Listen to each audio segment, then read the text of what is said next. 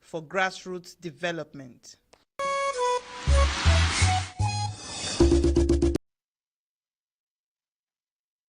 A very good afternoon to you and welcome to the news at 1 on NTA Channel 5 Abuja. I am Cecilia Julius.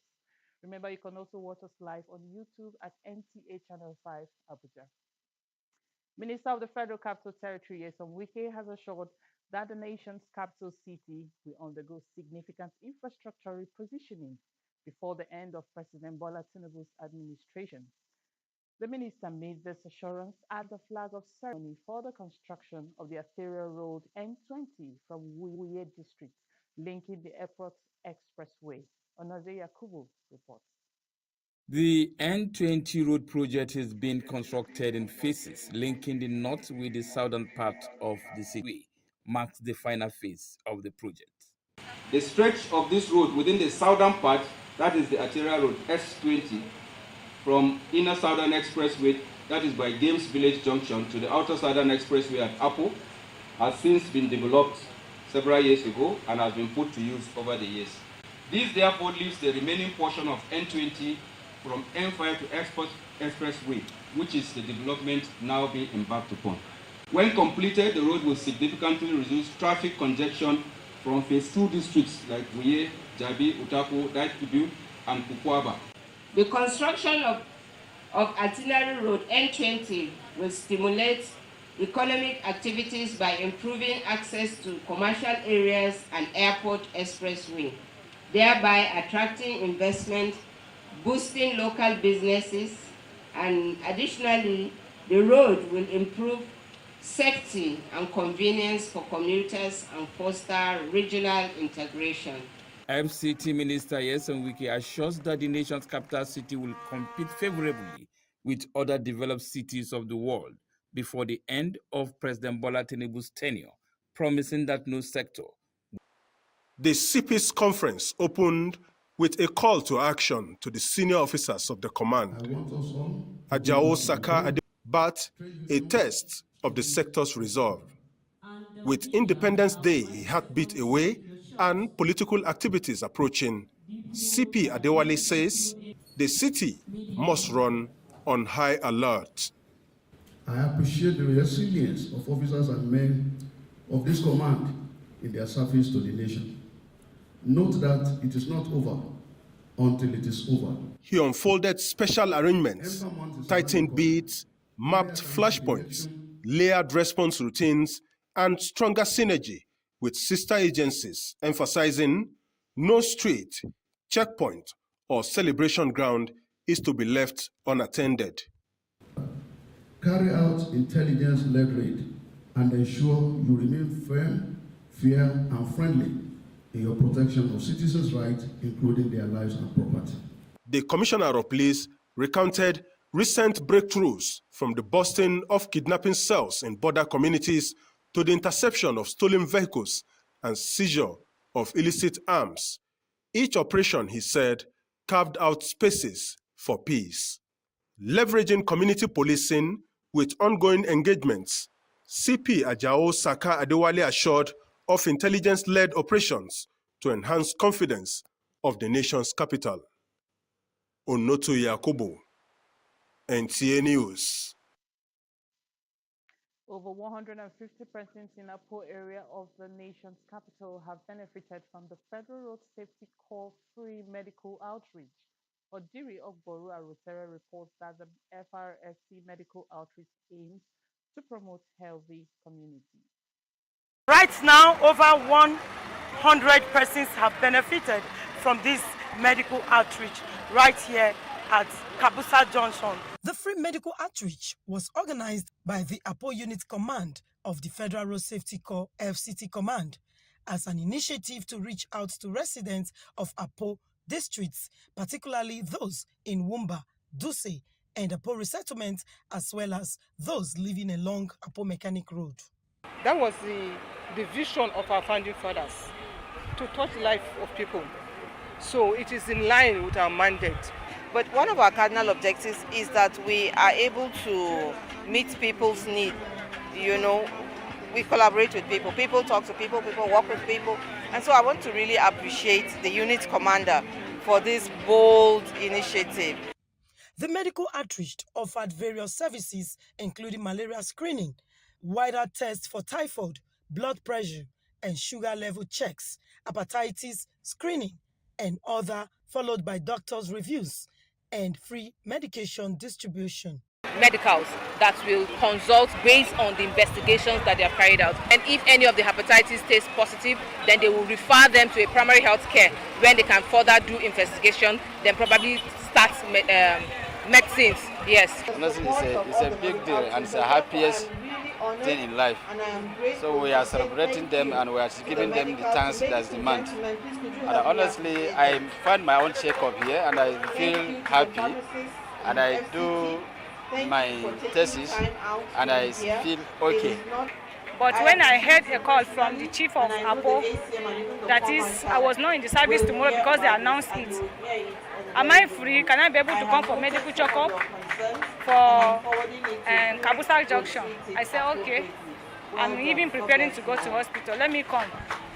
I'm very, very happy for their call. Their purpose. The event served as a platform for the Federal Road Safety Corps and partners to give back to the community, showing love and care to FCT residents. In Abuja, Odiri Ogboru Arutere, NTA News.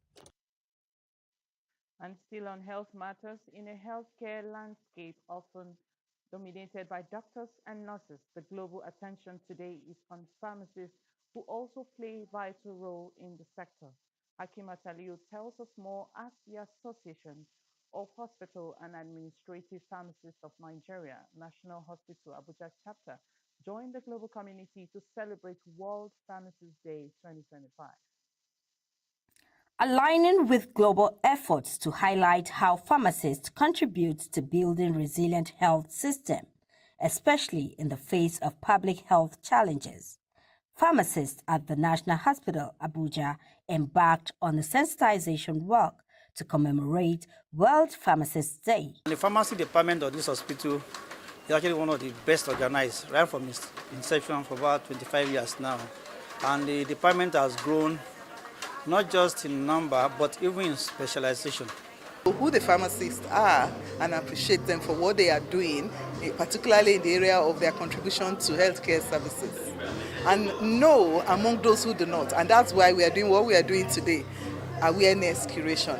The event also featured a seminar with lectures to enlighten participants that pharmacists are not just dispensers of drugs. They ensure safe and effective use of medicines, preventing harmful interactions and guiding patients through complex treatment regimens.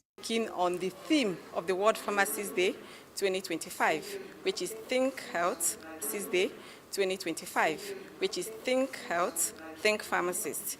It's a day to commemorate and appreciate and honor what pharmacists have been doing in different communities. So we're experts in drug dynamics.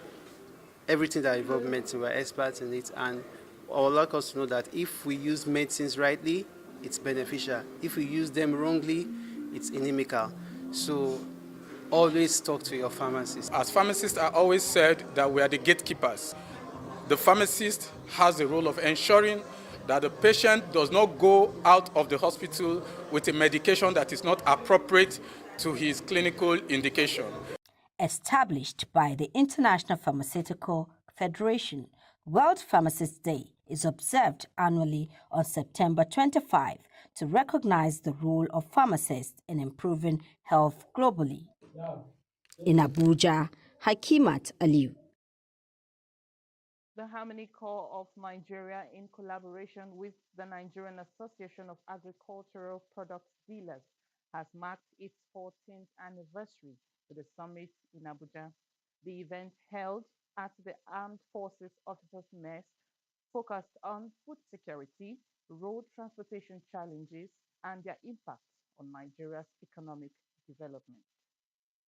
The gathering was in honor of notable national leaders, including President Bola Ahmed Tinubu, Senate President Godswill Akpabio, Secretary to the Government of the Federation, Senator George Akume, and other eminent personalities. Founder and General of Harmony Corps, Elizabeth Umi, said the Corps' target is to build a stronger and better Nigeria by strengthening its task force operations. She explained that Harmony Corps intervention would yield numerous benefits, such as increased revenue through legitimate taxation, reduction in food prices by tackling illegal roadblocks and multiple taxation, and improved safety and security on Nigerian roads. They want further called on stakeholders preservation to work of food to ensure items. sustainable food security and promote economic growth across the country. For humanity is for us to live and eat fine and take care of ourselves till the day Allah will call us. But due to what we are passing through today in the society, as a result of they want to preservation of food item, they end up bringing illness to the society, chemicals, killing Nigerians. The Chairman Board of Trustees of Harmony Corps, Professor Kelaini Muhammad, representatives of the agricultural sector and other speakers also lent their voices, stressing that the mission of Harmony Corps extends beyond agriculture to national harmony and peaceful coexistence. We understood by psychological factor that we have touts, criminals, crooks on our roads, collecting taxes, levies, and all these taxes and levies are always put on goods that are, threatening the whole country on our highways, making food items to be costly. A mess all over the country. People are doing it everywhere. If you go all over the country, you will see them bringing some all kind of chemicals, pouring them on, calling it preservations. What are you preserving? Total cleaning of the federal road will go a long way to help in this matter, because most of the guys in the road are even hoodlums. And the law stands against it. The law states that revenue generation haulage is at the point of loading and the point of loading. So by implication, nobody is supposed to be on the federal road. From promoting food security to driving national unity, the Harmony Corps of Nigeria says its mission is simple: building a safer, stronger, and more harmonious Nigeria. Kama Kama, NTA News. And let's now talk religion. The Nasrullahi Fatih Society of Nigeria, Abuja branch, has kicked off preparations for its 4th Biennial Women's Conference with a press briefing in the nation's capital, with the theme Faith Through the Storm, an Islamic approach to overcoming hardship with strength and grace. The conference is anticipated to draw Muslim women from across Nigeria. Awagimba reports.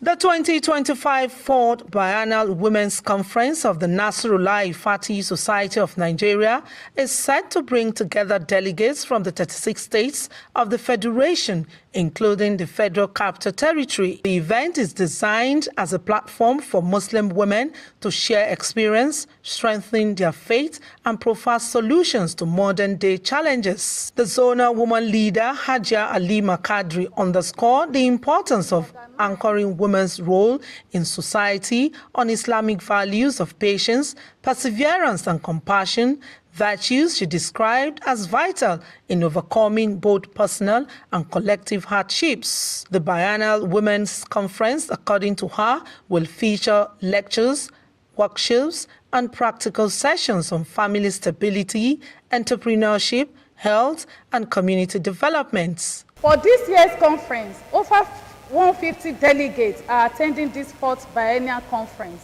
And the theme of this conference is Faith Through Storm, an Islamic approach to overcome hardship with strength and grace. And in addition to this, we'll be speaking to sub-team, which is breaking barriers, mental health awareness and coping strategies in today's world. These 2 topics have been carefully selected. Part of the packages is this health screening. Some of us have not gotten time, or we did not even find it a need for us to go and check ourselves. The facility will be on ground. This Dawa has come to our doorstep. Recently, I have to go far to Kaduna because I've missed 2 years behind. So I have to go and augment it. I'm in 003 now. Inshallah, I'm ready to go for another one very soon. The event is also expected to serve as a networking hub for women leaders, professionals, and grassroots participants, fostering bonds of sisterhood that transcend social and regional diverse, providing participants with the tools to weather life's storms with strength and grace. Hawagimba, NTA News. And we'll take a break now. The news continues shortly. Please stay with us.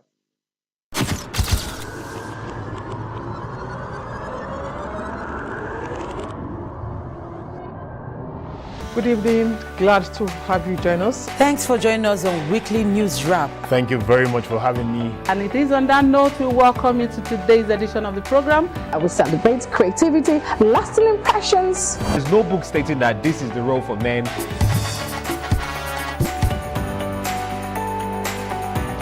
On the news. On the news at 7. The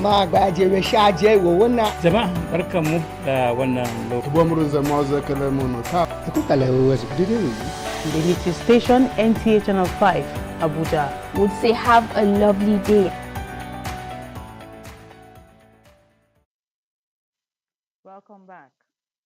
Local government chairmen in Nigeria have been urged to capitalize on recent autonomy and other people-oriented policies introduced by President Bola Tinubu to bring governance closer to the people through grassroots development. Co-projector of the Medals Excellence Award, Ilesami Oloruju, made this statement during the 2025 Outstanding Local Government Chairman Award ceremony held in Abuja. Ramatu Abdullahi reports. As the third tier of government, local governments play a crucial role in implementing government policies. Therefore, ensuring the success of local government administration is essential. Medals magazine, which focuses on showcasing grassroots development, organizes the Outstanding Local Government Chairman Awards to recognize exceptional performances and encourage improvement. Whenever we are having this program, we organize it along with a workshop. Not just giving an award to them, but telling them some things that will help them in achieving development for local governments. Guest speaker Dr. Adebanjo Otitoju addressed the importance of building partnerships for climate, agriculture, and security from a local government perspective. He encouraged local government chairmen to engage stakeholders in tackling critical sustainability issues. Especially now that you see climate change is a major problem all over the world.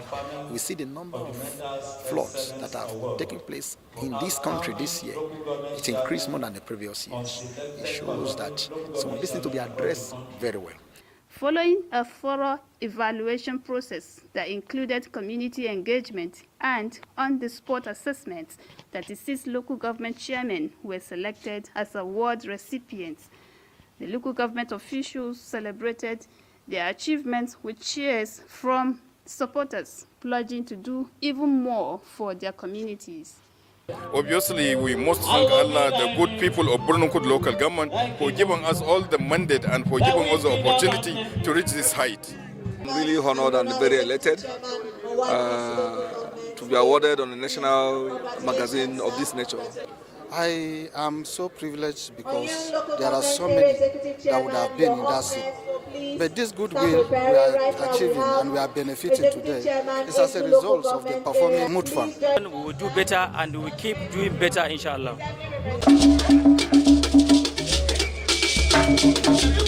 Ramatu Abdullahi, NTA News. A collection of 10 books on the creative entertainment industry, gender inclusivity, intellectual property protection, and digital economy has been unveiled in Abuja. Another author, Ikechukwu Pascal, says the book celebrates evolving creative minds, the resilience of women, and innovative storytelling rooted in Nigeria's tradition and culture. Sophia Noma Uche tells us more. Celebrating the power of creativity, innovation, and evolving storytelling was the main objective of this event. The author, Ikechukwu Pascal Agbegu, says there is a need for Nigerians to recognize creative minds that transcends cultural and physical limitations to promote societal values. I quote someone who said that the artificial intelligence is an equalizer in the creative industry, because what it has come to do is that movies can now be made with lesser expenses, greater quality, greater realities that beat human imagination. An African can do it as well as an American can do it. Dignitaries at the event spoke at the ingenuity and resourcefulness of the younger generation, advanced creativity, the challenge of copyright, and the struggles faced by female practitioners. The question is, how many Nigerians will be able to buy it? Now, if you are buying it, are you going to make the e-copy? Now, many children now don't read hard copy. So how do we provide the intellectual capacity to protect it by those reading e-copy? It gives me a lot of joy today to go out and see how Nigeria is appreciated globally. Our Gen Z generation are winning Grammys. So this is a major achievement, and we can say it factually that the Nigerian creative and entertainment industry has done more to protect the image of this country. Now, the young women in Nollywood, they don't want to accept that status quo. They want to change the trajectory. They want to change all those histories and cliches that women are not able to do this. The film industry is actually undergoing a serious revolution right now. The storytelling has changed. You know, we're not just telling local mama and papa story now. We're now beginning to tell what we call Afro-Hollywood films. The theme books they affirmed will provide greater insight into film production in Nollywood, change narratives, and attract global investment to advance the creativity industry. In Abuja, Safia Noma Uchi, NTA News. Up next is business news. Central Bank cuts key rate for first time since 2020. I am Hawa Gimba. Thank you for joining us on Business News this week. The Central Bank of Nigeria has reduced its benchmark interest rate by 50 base points to 27% in a move to stimulate growth amid easing inflation. As part of this shift, the oversight lending rate was lowered by 100 base points to 25 points as excess liquidity emerged in the banking system. In another development, Nigeria's economy posted fast growth in 4 years in second quarter 2025. Year-on-year, its strongest growth in about 4 years. The expansion was driven by gains in oil production, industry, and agriculture sector.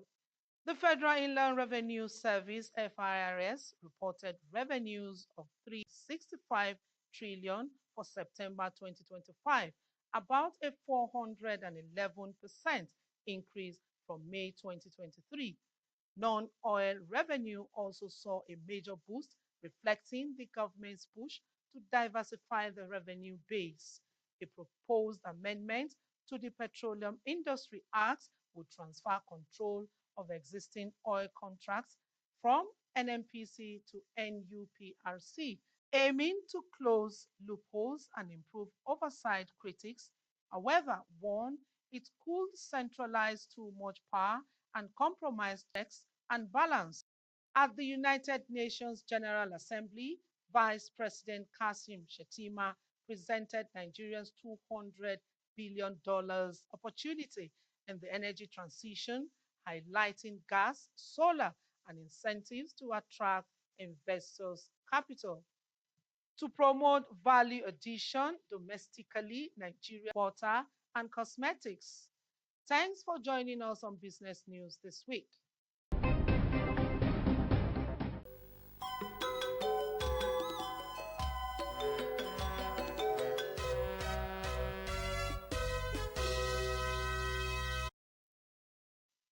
Let's now join the sports desk and see what's trending.